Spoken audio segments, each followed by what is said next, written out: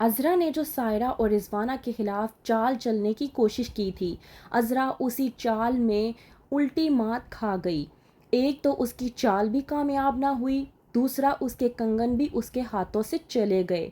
ड्रामे की next episode में आप लोग देखेंगे अस्मा, जिसे नसीर का बिहेवियर बहुत ही ज़्यादा वियर्ड महसूस होता है, वो सोचती है कि क्यों ना नसीर का फ़ोन चेक किया जाए। जैसे ही वो नसीर की चैट देखती है, वो परेशान होकर रह जाती है। अस्मा जो कि परेशानी के आलम में छत पर बैठी होती है, तो वहीं पर आता है जमाल और पूछता है अस्मा से कि वो रो क्यों रही है।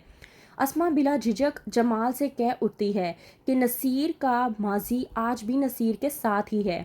मैं समझती थी कि ये मेरा वहम और गुमान है, लेकिन आज के बाद मेरे सामने सच साबित हो गई। जमाल के पूछने पर अस्मा बताती है कि उसने नसीर का मोबाइल चेक किया था और उसके ज़रिए उसे मालूम हुआ है कि नसीर आज भी रक्षी के साथ राब्ते में है, जबकि अस्मा इस बात से अनजान है कि नसीर रक्षी को फंसाने की कोशिश कर रहा है ताकि वो अपनी ज्वेलरी, गहने और वो तमाम तर माल वापस हासिल कर सके जो उसने रक्षी पर लुटाने की कोशिश की थी। जमाल कहता है अस्मा से कि तुम बेफिक्र हो जाओ, तुम मेरी बहन हो। मैं अभी और इसी वक्त नसीर से बात करता हूँ। उसकी हिम्मत कैसे हुई कि वो आज भी इस तरह के काम करता फिर रहा है। मैं उसे ये सब मज़ीद करने नहीं दूंगा। मैं उसे तुम्हारा घर मज़ीद ख़राब नहीं करने दूंगा।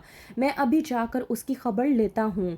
जमाल जो कि नसीर के पास जा रहा होता है खबर लेने के लिए, कि वहीं पर तमाम लोग इकट्ठे हुए होते हैं कि अज़रा वहीं पर अपनी चाल को चलना शुरू करती है।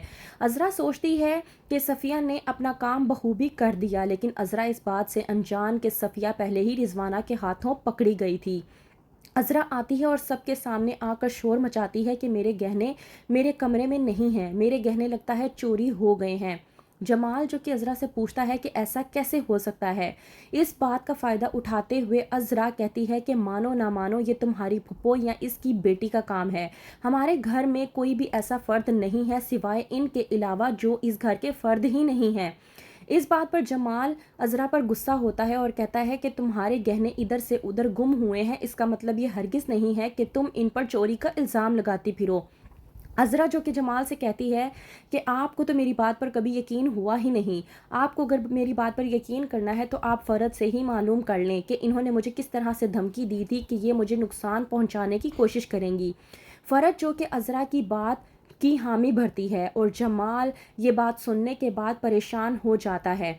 रिजवाना जो कि बहुत अच्छे तरीके से जानती थी कि चाल उसके हक में है, वो सबके सामने कह उठती है कि तुम लोगों को इस तरह की बात करने की कोई ज़रूरत नहीं। अगर तुम लोगों को मेरे कमरे की तलाशी लेनी है और मेरे कमरे की तलाशी लेकर ही तुम लोगों को सुकून हासिल होगा, तो आओ, बिला झिझक आकर मेरे कमरे की तलाशी ले लो। अज़रा मौके का फ़ायदा उठाने की कोशिश करती है और सबको ले जाकर रिजवाना के कमरे में रिजवाना के कमरे की तलाशी लेती है। वो हर जगह तलाशी लेती है लेकिन उसको कहीं पर भी गहने नसीब नहीं होते। अज़रा जो कि हैरानो परेशान हो जाती है और सबकी नज़रों में नीचे गिर जाती है।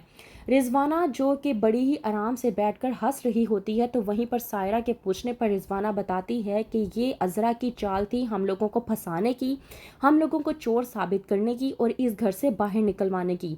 लेकिन क्या तुम जानती हो कि मैंने उसकी चाल उसी पर भारी पड़वा दी।